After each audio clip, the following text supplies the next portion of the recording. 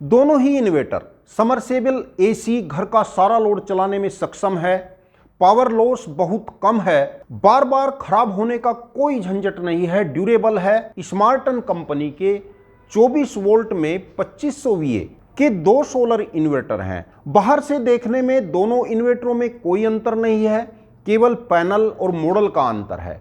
यह superb 2500 VA model है और यह सेवर 2500 VA मॉडल है। दोनों इन्वर्टर एक ही हैं। Power consumption, power loss, solar capacity और लोड उठाने की अक्षमता भी दोनों की बराबर है। यह PWM सोलर इन्वर्टर है और यह MPPT सोलर इन्वर्टर है। दोस्तों, मैं आपका दोस्त अरविंद और आप देख रहे हैं अपना YouTube चैनल माइक्रोवेव नागल।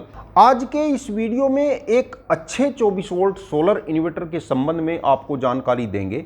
दोस्तों, इनके बैक साइड में यदि आप देखें तो बैक साइड में भी आपको कुछ भी अंतर इनमें दिखाई नहीं देगा। दोनों में ही मेन की MCB लगी हुई है। 16 mm कॉपर में DC लीड इसमें दी गई है और आउटपुट के लिए 3 पिन की दोनों में स्ट्रिप दी गई है। सोलर के लिए यह 2 पिन की स्ट्रिप इनमें दी गई है। यह PWM इन्वर्टर है। इसमें 3 स्विच सेटिंग के लिए यहाँ पर दिए गए हैं। MPPT में यहाँ पर कोई स्विच नहीं है। इसके स्विचिंग और सेटिंग के लिए आगे पुश बटन दिए गए हैं। पहले बात कर लेते हैं इनके फंक्शन और टेक्निकल स्पेसिफिकेशन की। उसके बाद इनको खोलकर अंदर से हम आपको दिखाएंगे कि इनमें टेक्निकली और हार्डवेयर में क्या अंतर है। दोनों ही इन्वर्टर 2500 VA के इन्वर्टर हैं और दोनों की ही लोड उठाने की अक्षमता 1800 VA की है। दोनों का पावर फैक्टर तकरीबन 0.9 के आसपास है। दोनों के साथ 2 बैटरी कनेक्ट होनी है। 100 एम्पियर से 250 एम्पियर तक की बैटरी आप इनके साथ कनेक्ट कर सकते हैं। सोलर पैनल की यदि बात करें तो दोनों ही इन्वर्टर के साथ मैक्सिमम 1600 वाट तक के सोलर पैनल कनेक्ट किए जा सकते हैं। इस इन्वर्टर पर 2 24 वोल्ट के पैनल सीरीज में नहीं लगाए जा सकते।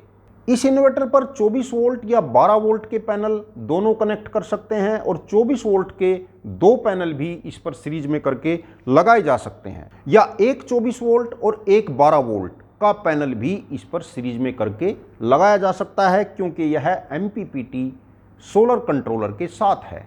इस इन्वर्टर में एक अतिरिक्त फंक्शन और दिया गया है। इसके इन 4 बटन से आप इसकी ग्रिड से चार्जिंग को अनेबल या डिसेबल कर सकते हैं और या कुछ % बैटरी डाउन होने पर भी ग्रिड से चार्जिंग अनेबल रख सकते हैं। इस इन्वर्टर की बैक साइड में भी फैन है और एक साइड में भी फैन दिया हुआ है। इस इन्वर्टर की साइड में कोई फैन नहीं है, केवल बैक साइड में ही एक फैन दिया गया है। दोनों की ग्रिड से चार्जिंग कैपेसिटी 18 एम्पियर तक की है। दोनों ही इन्वर्टरों का चार्जिंग कट ऑफ 29.2 वोल्ट पर है और लो बैटरी कट ऑफ 21 वोल्ट पर है। यदि इन पर समरसेबल चलाने की बात करें तो यदि आपके पास 1 HP का किसी अच्छी ब्रांडेड कंपनी का समरसेबल पंप है जो तकरीबन मैक्सिमम 5 एम्पियर तक कंज्यूम करता है, ऐसे समरसेबल को चलाने में यह सक्षम है। परंतु यदि कोई समरसेबल 5 एम्पियर से अधिक एम्पियर कंज्यूम करता है,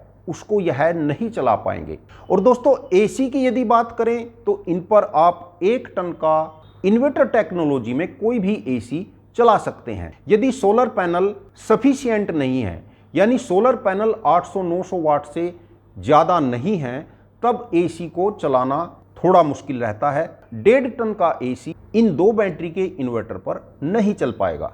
इसके अलावा घरों में हैवी लोड इंडक्शन का चलता है। 1200 वाट तक का इंडक्शन चलाने की अक्षमता यह रखते हैं। 1200 वाट से ऊपर का इंडक्शन इन पर नहीं चल पाएगा। घर के बाकी load, washing machine, fridge, cooler, पंखे, लाइटें, यह सभी कुछ आसानी से चला लेते हैं। दोनों के रेट की बात करें तो इस समय यह तकरीबन 13,000 रुपये का है और यह तकरीबन 15,000 रुपये का है। यदि बजट की कोई टेंशन नहीं है तो आप MPPT सोलर इन्वर्टर लें। और दोस्तों, अब इनको ओपन करके भी हम आपको दिखाते हैं कि अंदर इनमें क्या अंतर है। तब तक दोस्तों, वीडियो को लाइक करके कमेंट जरूर कर देना और चैनल को सब्सक्राइब करके बेल आइकन का बटन भी दबा लेना। दोनों में देखने में भी कोई अंतर नहीं लग रहा है। दोनों के ट्रांसफार्मर यदि आप देख रहे हैं तो दोनों के ट्रांसफार्मर सेम हैं। चेंज ओवर रिले, दोनों में चेंज ओवर रिले उसी जगह लगी हुई है। दोनों इन्वर्टर में जो मेन कार्ड लगे हुए हैं, हार्डवेयर दोनों के एक ही हैं। साइन वेव कार्ड है, अच्छे से कार्ड बने हुए हैं। जो ट्रांसफार्मर की बाइंडिंग की यदि बात करें तो ट्रांसफार्मर एल्युमिनियम में बाइंडिंग है। इस PWM इन्वर्टर में यह अलग से आप एक कॉइल देख रहे हैं, क्योंकि इसमें MPPT सोलर कार्ड लगा हुआ है, तो उसकी इंडक्शन कॉइल है ये। ऐसे यूजर जिनका रनिंग लोड औसतन 1000 वाट है, उनके लिए यह दोनों इन्वर्टर अच्छे हैं। कंपनी ने लेटेस्ट टेक्नोलॉजी का यूज किया है। यदि यूजर ने 1000 वाट से अधिक सोलर पैनल लगाए हुए हैं तो बिजली बिल को बचाने में काफ़ी हद तक सक्षम है, यानी बिजली बिल में बहुत हद तक कमी करता है। इसके अलावा दोस्तों कुछ थोड़ी सी टेक्निकल जानकारी जिनका यूजर को भी ध्यान देना होता है। यदि आपके अक्षेत्र में पावर सप्लाई के लंबे लंबे कट हैं, तब आपको बैटरी 150 AH से ज़्यादा एम्पियर की लगानी चाहिए और सोलर पैनल भी 1500 वाट तक यूज करने चाहिए। परंतु यदि आपके क्षेत्र में पावर सप्लाई कट ऑफ छोटे छोटे हैं, 1-1 घंटे या उससे कम है, और आपको बिजली बिल का कोई टेंशन नहीं है, तब आप 120 या 100 AH तक की बैटरी भी इनके साथ प्रयोग कर सकते हैं। और सोलर पैनल यदि 700-800 वाट से कम भी लगा रखे हैं तो भी कोई दिक्कत नहीं है। और यदि आपकी ग्रिड सप्लाई औसत है और आप हैवी लोड चलाना चाहते हैं, तब आपको 200 AH की बैटरी लगानी चाहिए और 1500 वाट तक सोलर पैनल इनके साथ यूज करने चाहिए। तो आपको घर में विद्युत सप्लाई की किसी प्रकार की कोई दिक्कत इन इन्वर्टर के साथ में नहीं आएगी। और यदि आपके क्षेत्र में स्मार्टन की सर्विस अच्छी है तो बेझिझक आप इन इन्वर्टर को परचेज करके यूज कर सकते हैं। दोस्तों वीडियो यदि अच्छा लगा हो तो लाइक करके कमेंट जरूर करना, और यदि अभी तक चैनल को सब्सक्राइब नहीं किया तो प्लीज चैनल को सब्सक्राइब करके बेल आइकन का बटन दबा लेना। अगली वीडियो एक बैटरी के पावरफुल सोलर इन्वर्टर पर आने वाली है।